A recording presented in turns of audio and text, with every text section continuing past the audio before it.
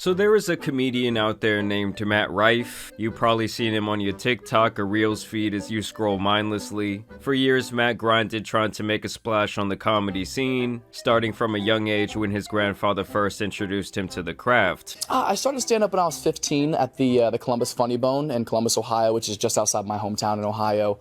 And my grandpa used to take me to the open mics there every Wednesday after school. And it was just a fun thing I was doing recreationally. It was something that he always supported and loved to watch me do. And I was just doing it for fun. And then just kind of one thing led to another. You might also remember him from his Wild and Out days. I can't come to the phone right now because I'm busy having a dream that someday some white boy that looked like Vanilla Ice will do an impression of me on TV. This nigga is not funny. I just want that to be said. He is not funny.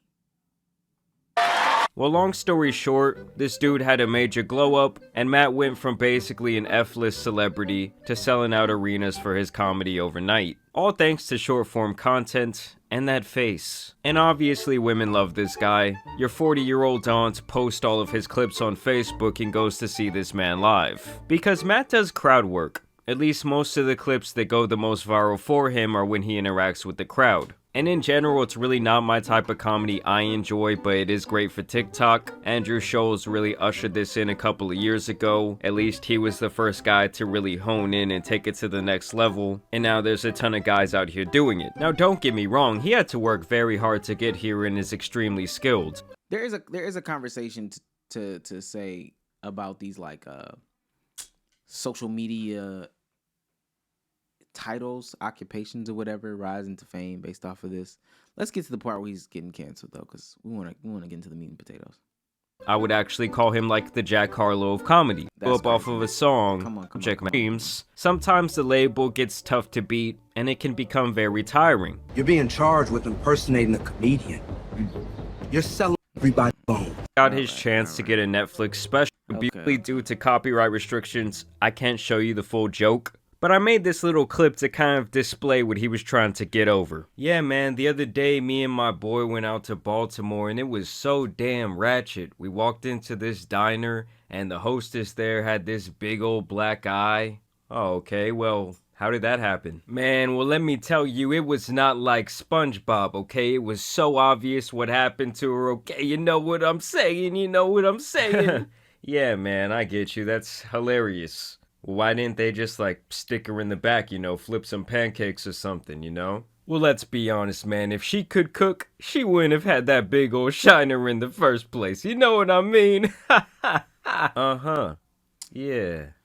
Yeah, and Jamari's doing a funny interpretation, but I've heard the joke before. Apparently, it'll get us clapped, so I won't play it. But Matt Rife did a DV joke.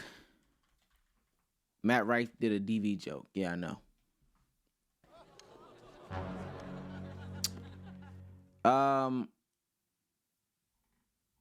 And he's doing what the kids want him to do, standing on business or whatever the case may be. I don't know. I don't think that DV jokes are funny. I've heard the delivery of this Matt joke. Oh, maybe I can play the back. I can play it. Let me play. I've only been to Baltimore one time. I ate lunch there, and the hostess who seats you at the restaurant had a black eye. A full black eye. It wasn't like, what happened? Yeah, it was pretty obvious what happened. Okay. And we couldn't get over the fact that we're like, this is the face of the company? Like, this is right. This is what you have greeting people? And my boy who I was with was like, yeah, I feel bad for her, man. I feel like they should put her in the kitchen or something. Right. Put her in the kitchen or something. See her face, Right. And I was like, yeah, but I feel like if she could cook, she wouldn't have that black eye. Right. We'll see if that gets me clapped on YouTube. But that's the joke right there. That's essentially the joke. And apparently he has some other edgy, type jokes and doubles down on the jokes or whatever the case may be. I personally don't think these types of jokes are funny. I think this is like the lowest form of comedy. This shit is corny and whack. And it's an opinion. If you find the joke to be funny, I guess, okay, you know, I would probably look at you strange because some things aren't funny. I don't subscribe to the ideology that everything is funny. But if you find it funny, it is what it is to you. That's perfectly fine. I've heard edgy jokes be delivered better, and I've thought those were funny. This just was not like this is. I just don't find him funny for real. Like no funny shit. And I guess that's what I'm saying about him. He's not funny. That's funny. Why did I agree to have lunch with this guy I've not seen since high school? And so that one single joke had people extremely upset. I actually watched the special in its entirety. I thought it was pretty decent. I would say it was solid compared to a lot of the stuff I see out there today. I will say though, Matt definitely came for the women on this one, okay? They were the butt of a lot of his jokes. And to me, it felt a little bit like nudging the guys in the audience. Like, hey guys, I'm cool. I'm part of the club too. And you'll see in these interviews I'm about to show you that, you know, the insecurity does run a little bit deep when it comes to having this all-female audience. Either way, people were trying to cancel him over the joke. Okay, they started saying he looks like the guy from Big Mouth. I hate this show. That's just crazy. more people basically saying he was never funny. This person comes in to say the most annoying thing about the Matt Rife special is that he's about to do a right-wing edgelord rebrand and make a killing in the middle-aged white woman market. Like I'm telling you guys, I literally just sat through the entire special and nothing about it at all said right-wing to me. Were there a couple of jokes that were a bit of a swing and a miss? Of course, but that's pretty much every single comedy special.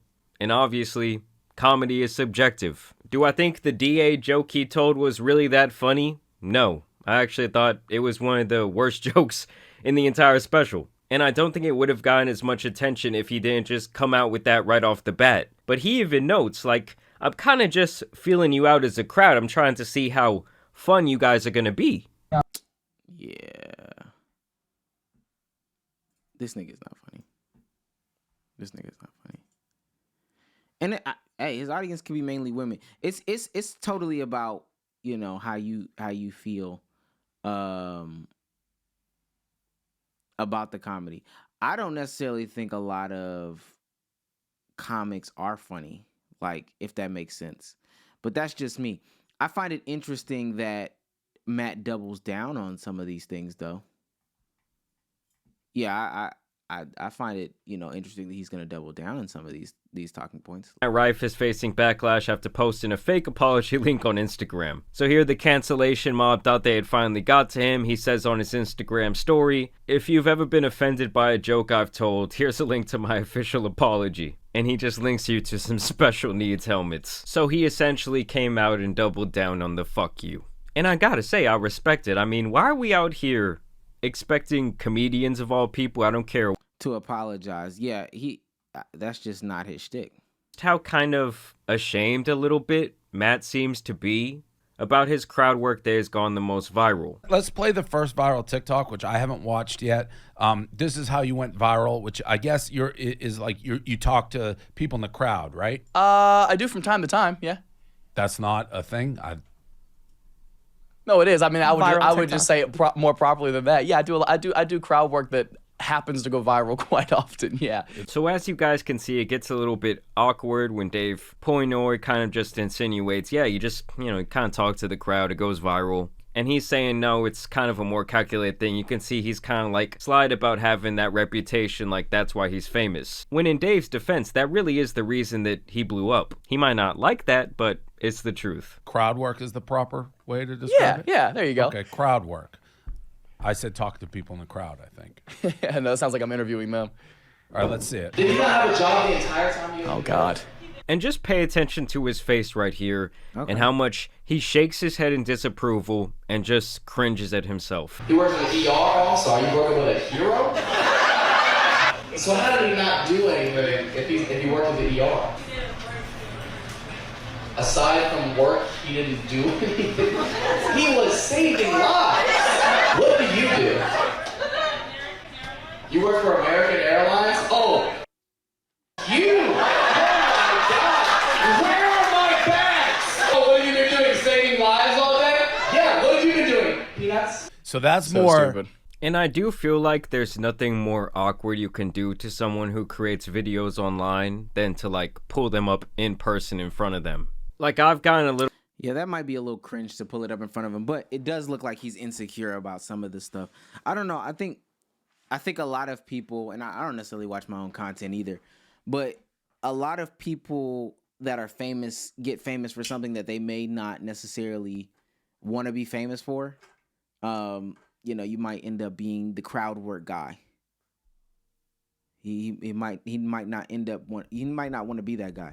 He might want to be the guy that does the edgy jokes. Like he might want to be ed joke guy.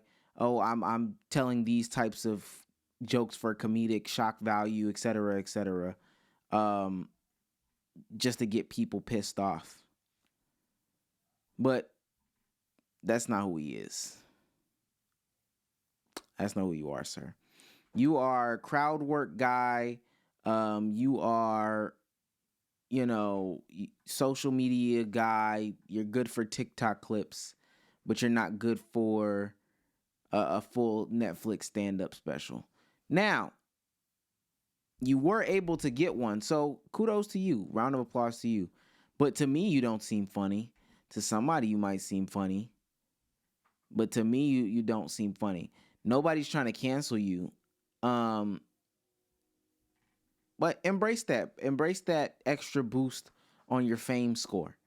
Embrace that so people can talk about you more. Embrace that so, you can get more clicks and traffics to the 25 seconds so you can land you another Netflix special. You can finesse that from Netflix. I would dive all the way in.